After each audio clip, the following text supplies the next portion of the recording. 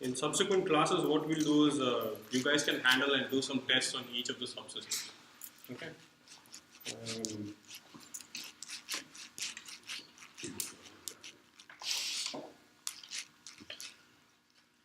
So each of these components are critical.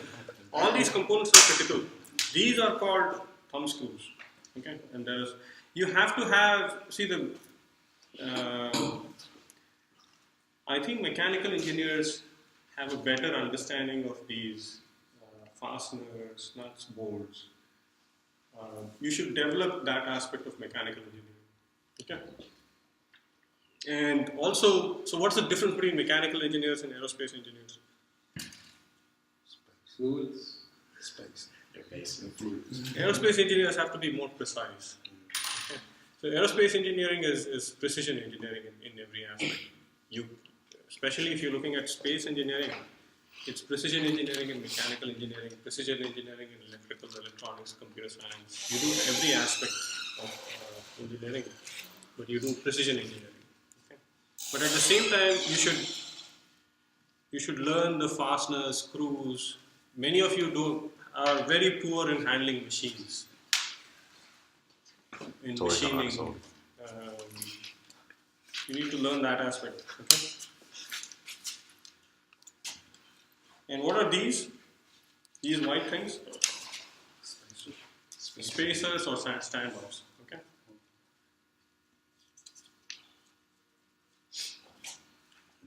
So typically what these remove before flight. Okay?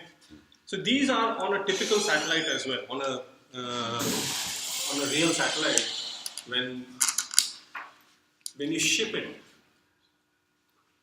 to cover the solar cells, you generally have those. So that the solar cells, you design, manufacture and assemble your satellite and then send it to the launch provider, right? Mm-hmm. So when it goes to the launch provider, you typically have these on all sides and delivered. Only when it is going to go up. Not like this, but you'll have some kind of protection when it goes to the launch provider. Okay? And when the launch provider is ready to launch, that's when they'll take it off and then launch it. Now, this is a classroom satellite kit. This is not it is functionally a satellite, but it cannot be launched. Alright? The reason is, what could be the reason? The materials, yeah. They're not space grade. Okay. So whenever you launch something into space, can you hold this? Yeah. Okay.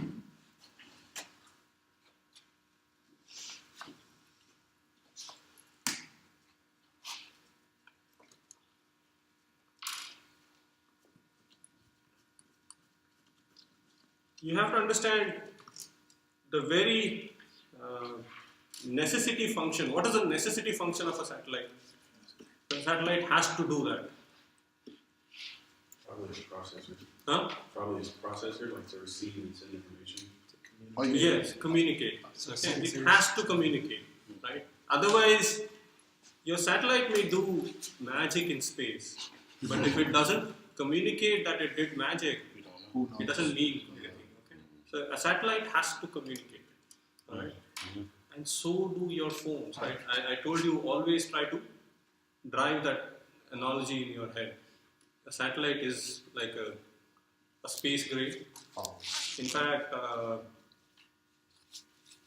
a satellite by the name PhoneSat was launched. Take this off. It's off pen.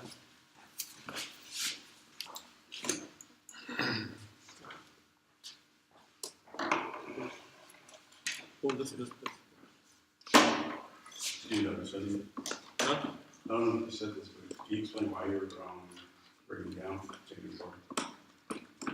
I want you to show the different aspects of a satellite. Oh, so you're just showing the phone? Yeah, so that you get an idea of physically an idea of what a satellite is, and then we'll slowly break it down in the course and see what aspects of the satellite you can design, what you are, what does your education allow you to do, all right? So here, you can see this is a satellite kit, okay?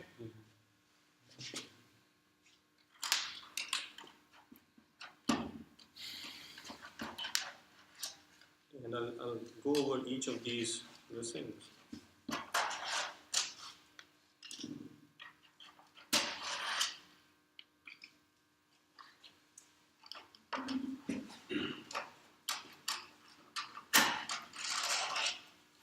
I'll compare it to your phones, okay? So I took apart various systems. So what are these in general referred to as? If you may make notes, okay? These are circuit boards or PCBs, okay? Printed circuit boards. All right. If you look at satellite, what discipline of engineering do you connect it with? If you look at it just like this, electrical or electronics engineering, right? So it is a lot of electrical and electronics engineering. So if you look at satellite, it's electrical engineering, it's electronics, communication, computer science. There's programming in some of it, right? Mm-hmm. It's structural engineering. You see some structure. It's mechanical engineering. It's aerospace engineering. So satellite engineering is inherently multidisciplinary or cross-disciplinary. Okay. If you have a science payload, it will also involve physics, mathematics, even biology. There could be a biology payload, right? Then you have to study a little bit of biology as well. Okay. Now, what did we say about the cell phone? The basic cell phone function of a phone is to communicate, right? So this one also has a communication aspect to it, or a communication system to it. Okay, this is the transceiver. Now, please understand. Please try to distinguish. This is the transceiver. What is a transceiver? Yeah, it's a combination of transmitter and receiver. Okay. This is the antenna. All right. Now, do your cell phones have this? Yes. Right. So this is just like your cell phone, this is one side of the communication system. Keep in mind, every side has a transmitter receiver functionality. The other side of the communication is this. This is also radio. A transceiver is nothing but a radio. It's a two-way radio. Okay. Last class, didn't you say that like both have a separate antenna, like a receiver and transmitter? Yes. So what happens is you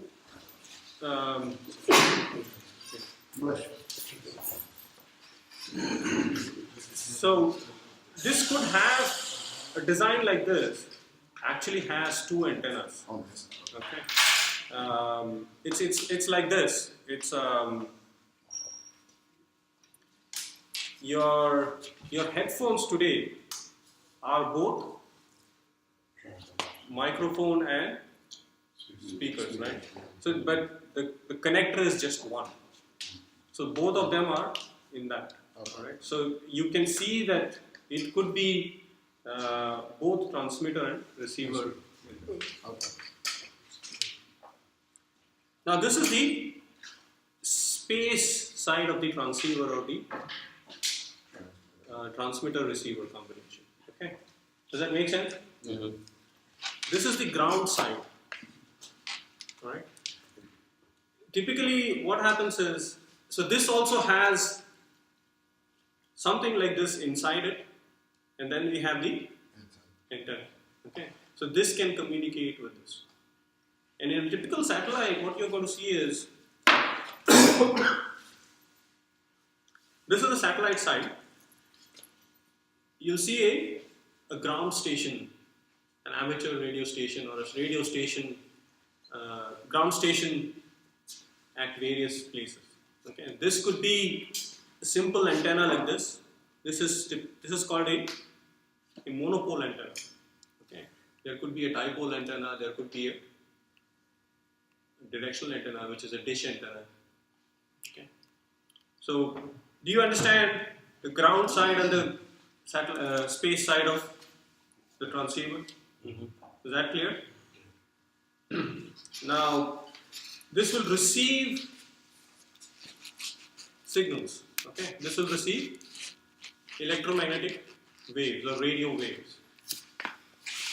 It can modulate those waves.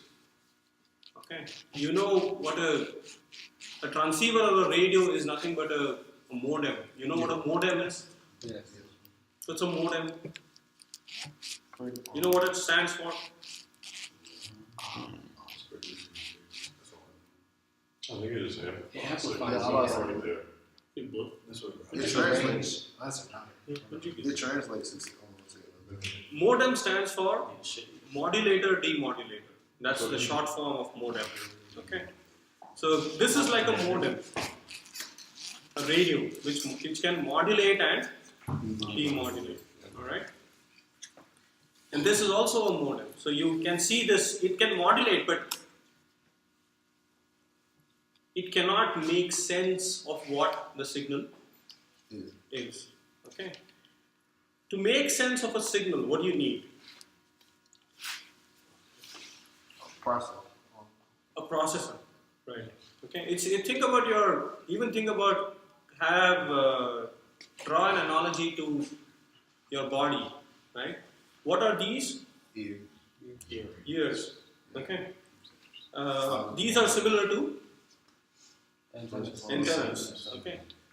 And your eardrum is the oscillator which will Sound wave. it won't transmit. What is your transmitter? Your voice. Your voice. So when you create your voice, your vocal cords vibrate and send those signals. Okay. Similarly, when signal comes in, the voice signal comes in, the eardrums vibrate. Okay, and those vibrations go to brain. So this is the brain of the computer, brain of the satellite. Is the processor which makes sense. All right. So if you are given a command, how do you obey the command, or how do you follow the command? The command comes to you. Your ears receive it. Okay. Direct it. They go to the eardrum. Eardrum vibrates and sends the signal to your brain. Brain processes and it will make you do things. Okay. So everything has to go through the brain, or in the satellite, the brain is a computer. Okay, it's a processor. All right. So you see, how do these two connect? There has to be a electrical connection between these two, right? Yes. So you see, this is the common bus. Does that make sense? Yeah. So this is the male connector, this is the female connector, and when you do this, the two connect. Does that make sense? Yes. Right? And all these, you see, all these traces in here, you understand traces? Traces? Traces are just wires. Okay? Wires laid out, traces. Okay? Traces are nothing but wires. So you have these traces or lines are essentially electric connected. So this is the processor, right? Now this processor, and this is the radio. This has to connect. This has to send information here. You understand? This has to send information here.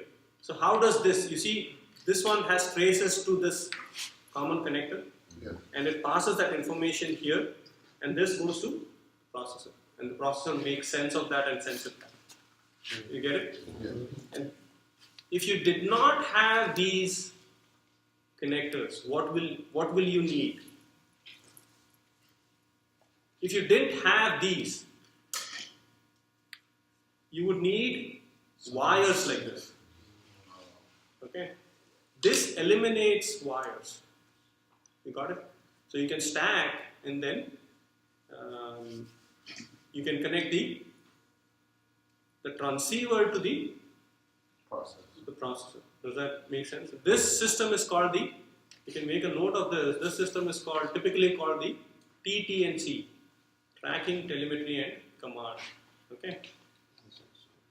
I'll upload the video, you can later make notes of that. So typically if you're going to be a satellite engineer, you'll work with electronics and communication folks to design such a system. Okay. This is the processor. This system is called the command and data handling system. Right? Does your cell phone have a processor? Yeah. Yes.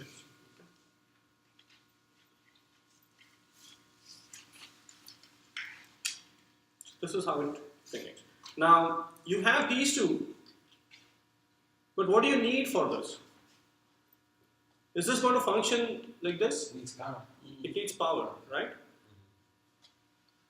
So there are two or three aspects of power you need to understand. Okay. One is in space, you need to generate power, right? How do you generate power? The solar source. So the sun's, you can use sun's energy, or there are of course multiple. You could have things like batteries. You can recharge batteries. Batteries are for storage. Okay. But you could use something like chemical reactions, or you could use a nuclear power source. Voyager 1, 2, they are out of the solar system, right? Both of them are out of the solar system. So Voyager 1 and 2 use nuclear power. Okay, we are limited. We don't, academic satellites, we don't get access to nuclear power. But what we do is we use these solar cells. Okay, this is pretty straightforward, right? So there's a source. This generates power, right? But what do you need? What do you do with this power? For example, what is this in terms of your cell phone? That's the charging port.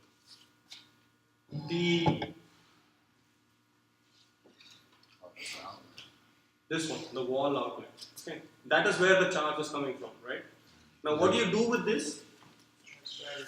You charge the batteries. And where are the batteries? Okay, so there's a battery here. You don't see it?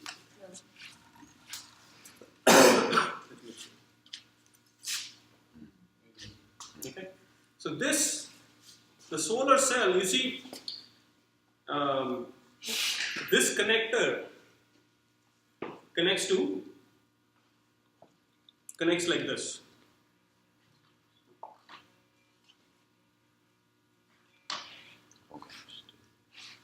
Okay, you see that?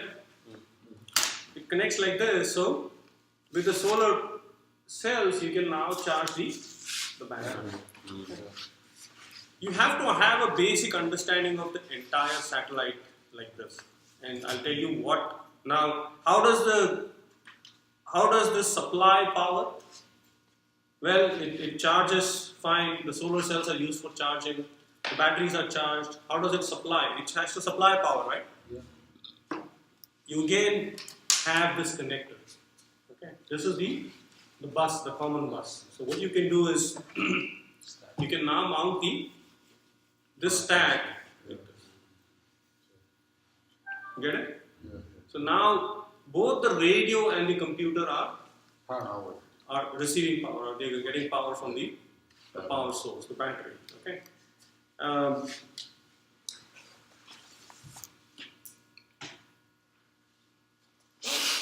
So we have this. Now you cannot just launch this, right? So what do you need? You need a structure, chassis, which you're going to use to put this up. All right. So here you can see that again, this is one of the designs you can adopt. Several configurations of such design to wrap all of this around. Okay, so you can see that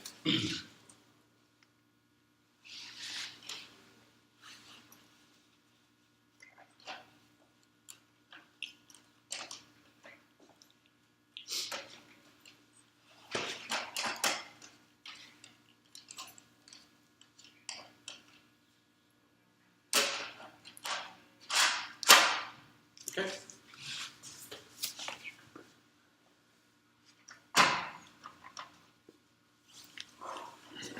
Got it? Now the satellite is ready to communicate. It can definitely communicate if you launch this. Alright? What else do you need? Something that collect data. So the transmitter will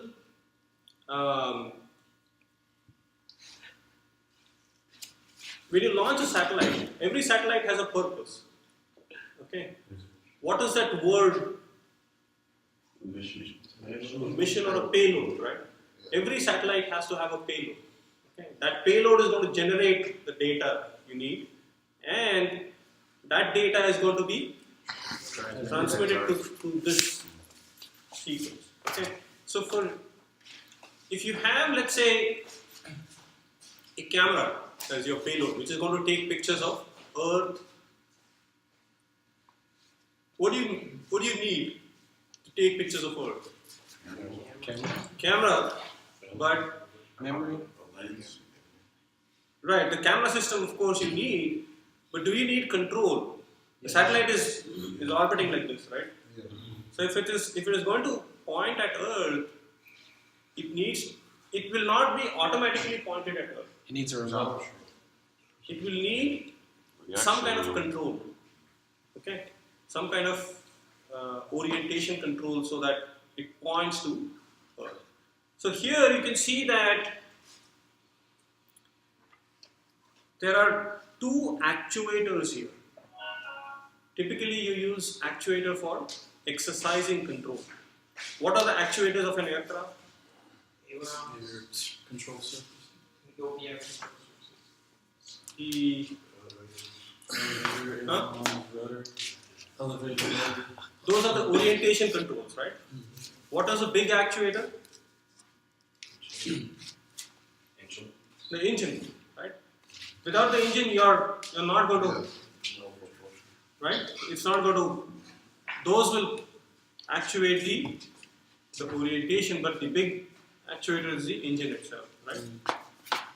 Here, when a satellite is orbiting, now those of you who have taken orbital mechanics should teach to those of you who have not taken orbital mechanics. Once you put a satellite, unlike spacecraft, you don't need that translational actuator for satellite unless you're changing orbit. Okay. Once a satellite is launched into an orbit, it's going to keep on doing that. Everybody understands that? Especially the people who have taken the course, right? It's going to keep on doing that. So when it's keeping on doing that, the only way, for example, think about a giant wheel, right? If you're on a giant wheel and you need to look somewhere, or you need to, let's say, the wheel is doing this, okay? You need to look like this. You're going to do this, right? You're going to change your orientation to look in that direction. And depending on where you are, if you're looking like this, right, your orientation is changing while you're on the wheel. Yeah. You get it? And that's what happens for a satellite. Okay? When the satellite is launched, it has some angular motion. Okay? It comes out of the launch vehicle or it comes out of the deployer and it immediately starts rotating, depending on the velocity with which it comes out. Alright? Does that make sense? When you launch something, when you throw something, there is always some angular velocity induced in that. Does that make sense? So when a satellite is doing that, with that angular velocity, if you want to look at Earth, what do you need to do first? Orientation. Figure out the direction you're traveling. You would have to first stabilize yourself. Okay, so it's doing this, okay, and it's orbiting as well while it's doing this. You have to first stabilize it so that it does this. Does that make sense? While it's doing this, if the camera is mounted here, okay, sometimes it's pointing towards Earth, sometimes it's not pointing towards Earth. Now, if you want to point it, if Earth is here, if you want to point it, you have to first stabilize it, okay, wherever you want to stabilize it, and then point it like this, so that it is always pointing towards Earth. You get it? Typically, for stabilization, you use these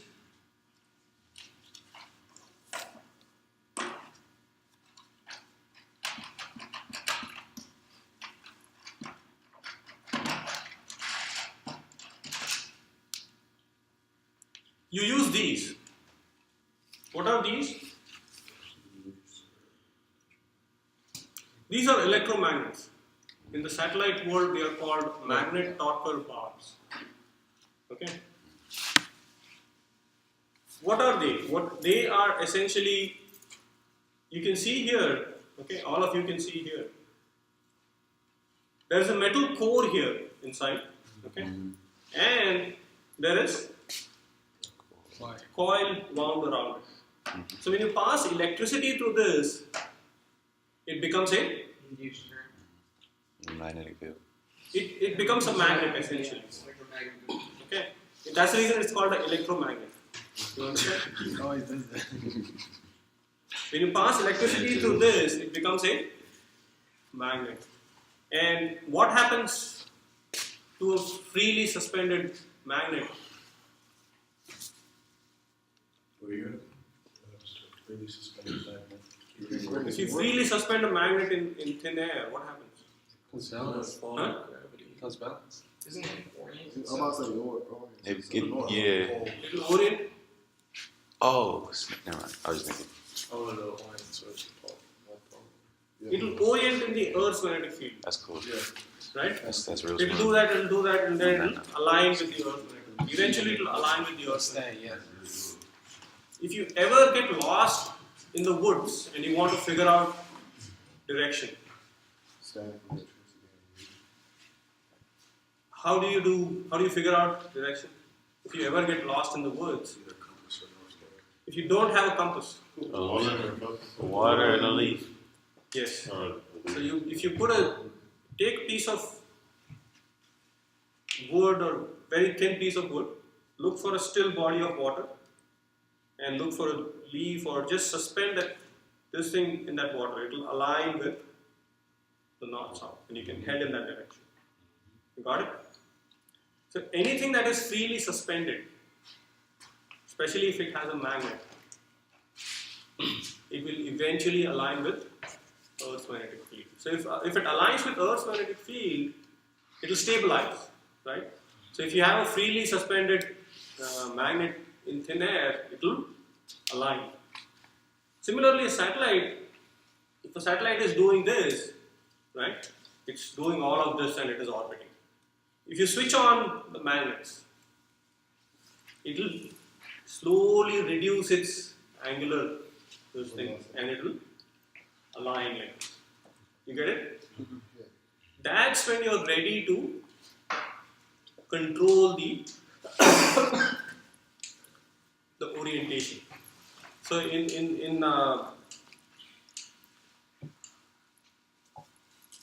the word for that is attitude stabilization and control. Stabilization is essentially, what happens is, think about this analogy, okay? If you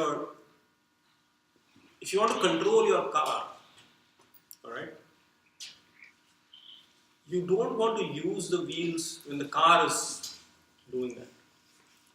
You'll add to the dynamics of the car. Before you want to use, if you get out of control, what do you do? So you let go of the wheel. Huh? You let Take go of control of the wheel. You just let go of the wheel and let it stabilize, right? If you try to do that, It's gonna mess it up. it's going to mess it up, right? So what you do is, when the satellite is doing this, right, you switch these on, very slowly it will align. Then you start using the wheels to direct where you want to direct, to point where you want to point. So this is the stabilization part.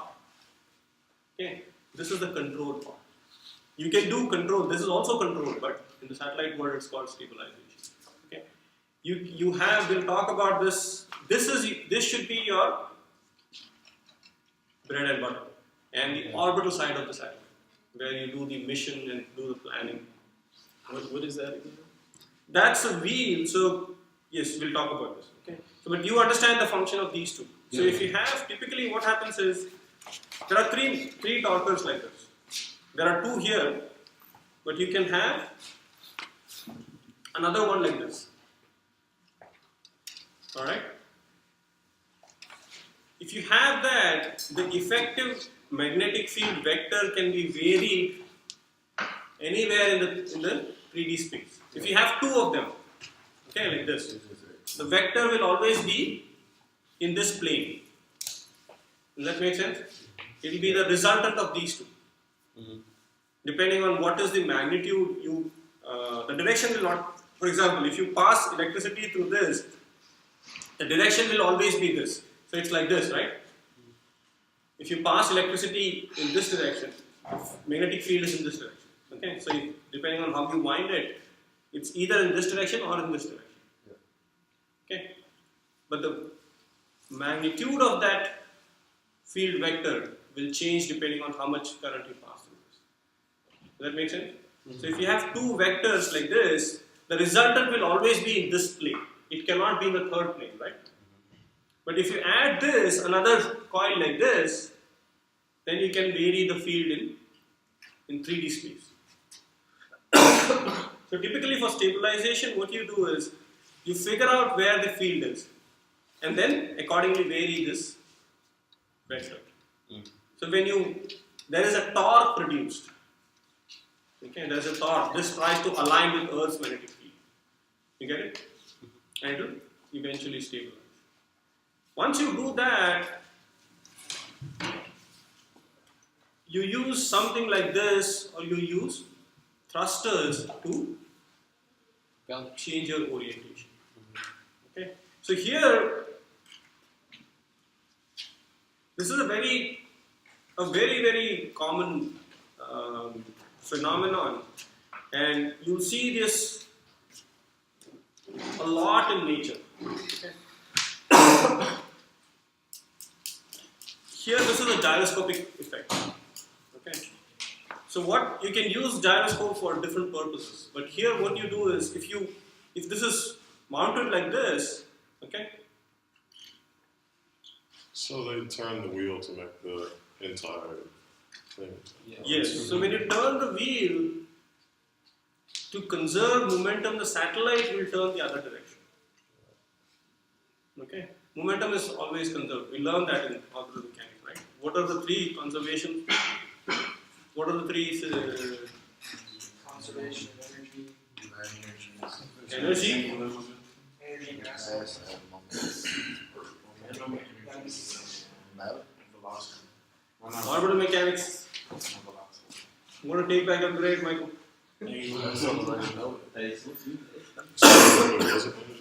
Total mechanical energy is conserved. Linear momentum is conserved. Angular momentum is conserved. Okay. Always in space or anywhere in the universe. These three are conserved.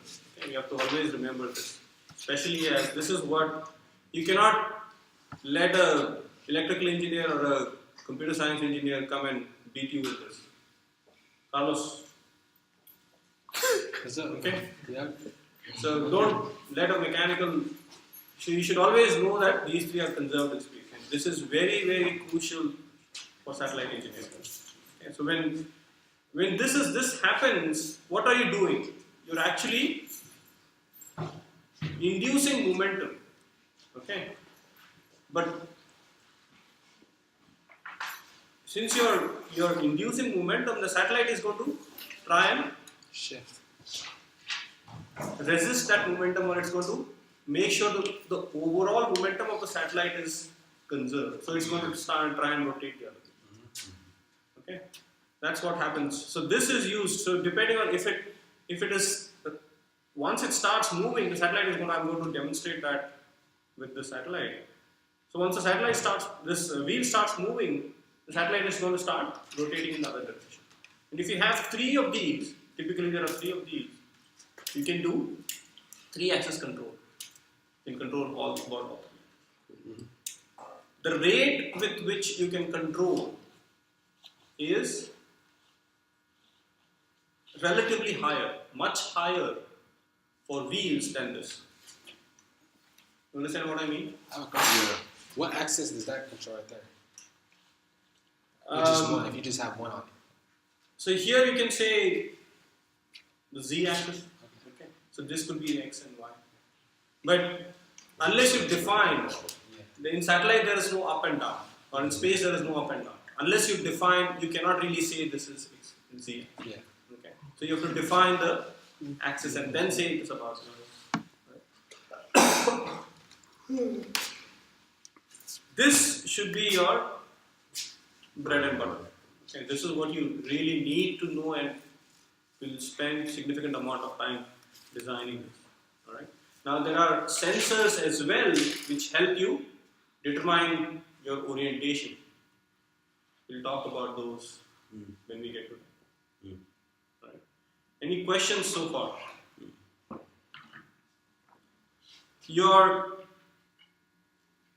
Your task will be to design something like this and document the design. Okay? And the second part would be to subject that design, or this is a physical thing, right?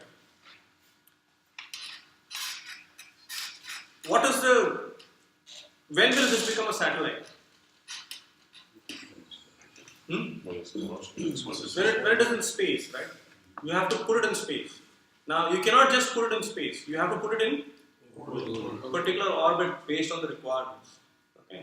Now, I think Maya, Patrick, Jared, Hassan, you guys, we are going to design the orbit to get this to Third place. not place. Get this to moon. Okay, whatever the mission. So we're going to do that as part of this class. The orbit design will be to get this to a lunar orbit. You will not be going to lunar orbit like this. How will you go to the lunar orbit? With 2 windows. What does that Two lunar orbit? holes. The Coleman transfer. You're going to do something like that in the you'll be tested for that. Because if you don't answer, I'm going to take back your grade for orbital mechanics. Yes, sir. Does our satellite have to be a 1U? No, it will be maybe 2 or 3U, maybe 3U, because we do not do some other things here. Alright. Okay.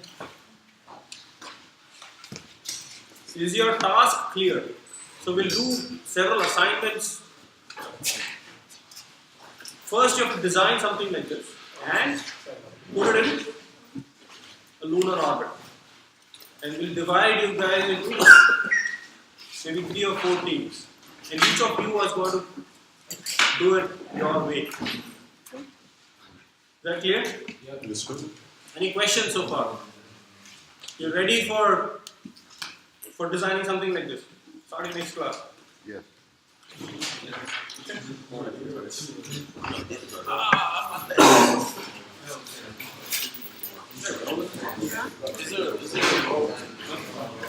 Yeah, just write your Somebody pull out a sheet. Don't leave without doing the roll.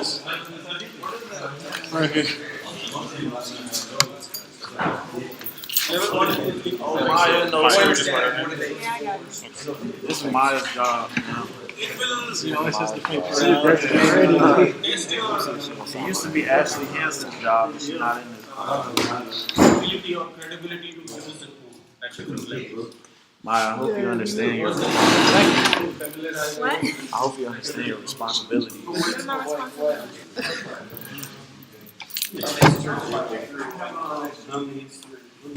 Okay, got you. And then, will you be in your office? Oh, my bad.